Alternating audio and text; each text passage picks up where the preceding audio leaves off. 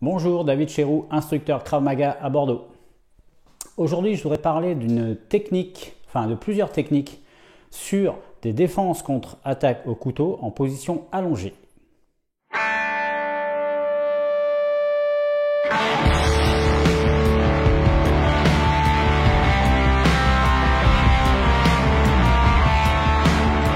Donc oui, il y a une espèce de débat, un vrai faux débat, peu importe, sur les méthodes de self-défense qui préconisent des défenses contre-attaque au couteau quand on est allongé, sur le dos ou assis.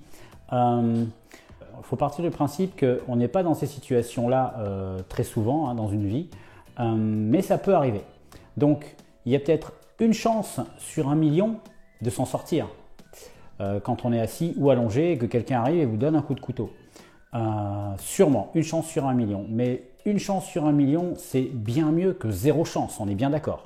Donc, travaillons cette chance, essayons de la développer et de mettre toutes les chances de notre côté au cas où ça nous arrive.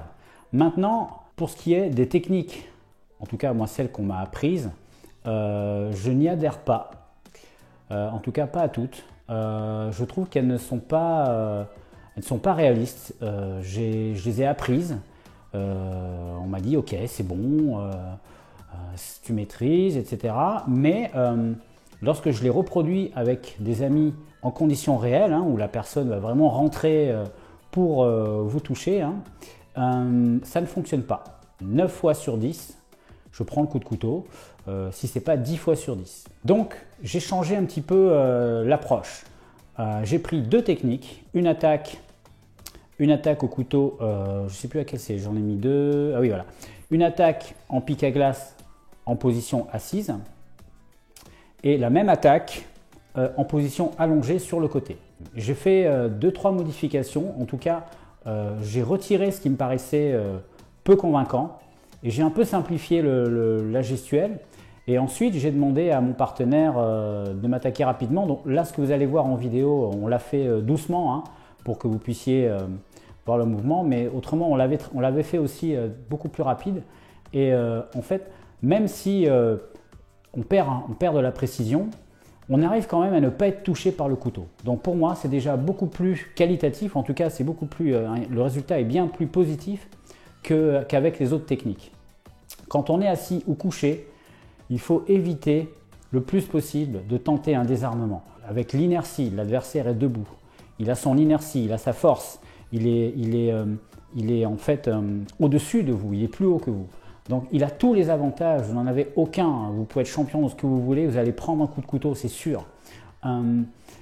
Mais avec les 2 techniques que vous allez voir, ça permet un petit peu de remettre les chances, pas à égalité bien entendu, puisque vous êtes perdant 9 fois sur 10, mais en tout cas d'avoir une approche un peu plus réaliste. Voilà, je vous montre.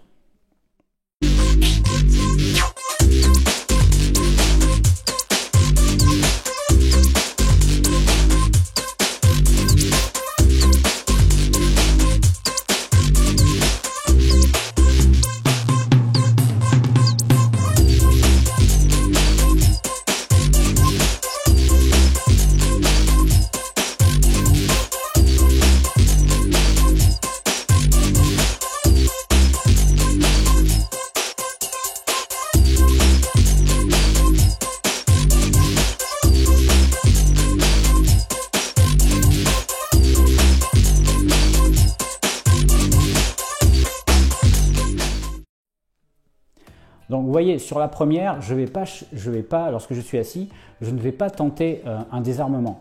Je suis assis, ce qui fait que je n'ai pas d'appui en arrière. L'adversaire arrive vers l'avant, donc il a toute une inertie qui part vers l'avant. Au moment où il frappe, il va mettre du poids dans sa frappe. Si je reste assis comme ça et que je tente un dégagement ou quoi, son inertie va me propulser en arrière et je vais rouler, je vais tourner sur moi-même.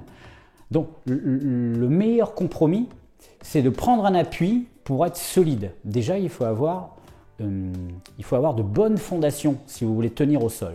Donc je suis assis, je n'ai pas le temps de me relever, donc là je prends appui avec une main. Et je vais me servir de l'autre main, de l'autre bras, pour bloquer le coup.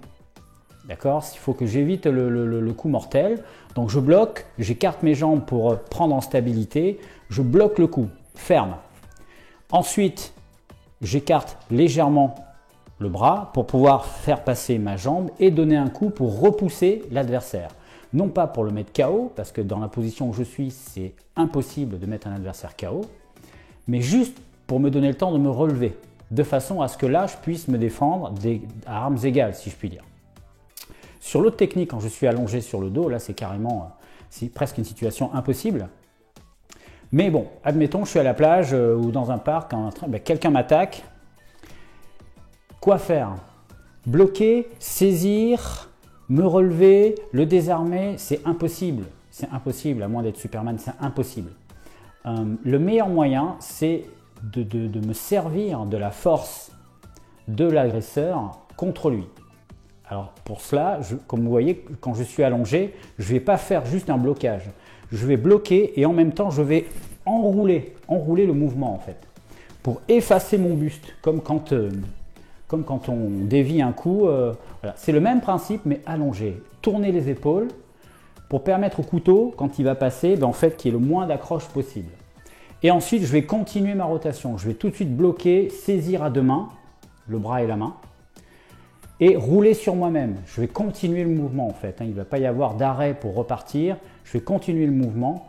Et si vous saisissez bien le bras et que vous roulez bien sur l'avant-bras, vous allez voir que l'adversaire va partir en roulade et il va perdre l'équilibre.